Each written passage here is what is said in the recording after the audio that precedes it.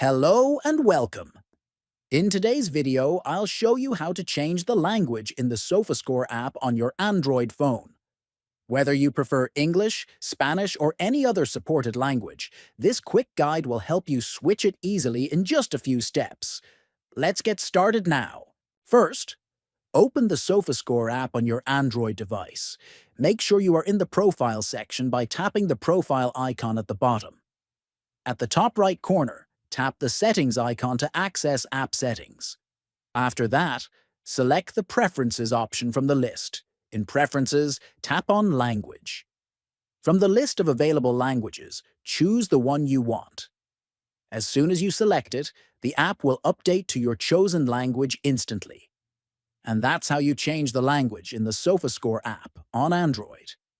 If you found this video helpful, feel free to like, subscribe, and stay tuned for more quick tech guides.